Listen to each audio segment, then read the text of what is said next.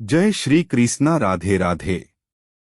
पद्मिनी एकादशी व्रत से पूरी होती है संतान सुख की कामना। जाने इसका महत्व और कथा। पद्मिनी एकादशी 29 जुलाई 2023 को है।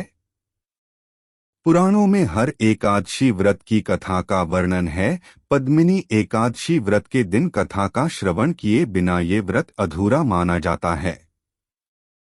अधिक मास के शुक्ल पक्ष की पद्मिनी एकादशी का व्रत 29 जुलाई 2023 शनिवार को रखा जाएगा। अधिक मास में आने वाली पद्मिनी एकादशी और परमा एकादशी का विशेष महत्व है। इस व्रत के फलस्वरूप व्यक्ति को बैकुंठ लोक में स्थान मिलता है। पद्मिनी एकादशी व्रत गौ दान के समान फल देता है। शास्त्रों में गौ दान करने वालों को मृत्यु के बाद यमलोक की पीड़ा नहीं सहनी पड़ती। पुराणों में हर एकादशी व्रत की कथा का वर्णन है। मान्यता है कि पद्मिनी एकादशी व्रत के दिन कथा का श्रवण किए बिना ये व्रत अधूरा माना जाता है।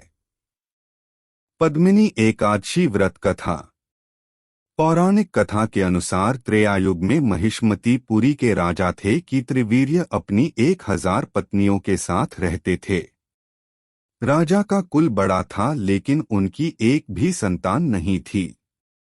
वंश वृद्धि न होने कारण राजा महिष्मती पुरी का शासन को लेकर चिंतित रहते थे, क्योंकि उनकी मृत्यु के बाद राज्य को संभालने वाला कोई न था।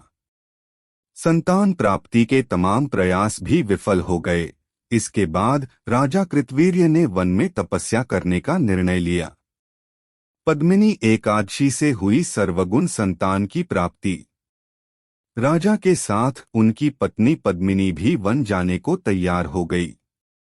दोनों तपस्वी के वेश में गंधमान पर्वत पर तप करने निकल पड़े। तप करते हुए महारानी पद्मिनी और राजा कृतवीर्य को कई साल बीत गए लेकिन संतान सुख न मिला।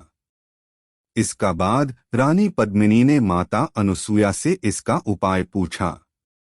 उन्होंने रानी पद्मिनी को बताया कि हर 3 साल में अधिक मास आता है, जो मनोकामना पूर्ति का महीना कहलाता है।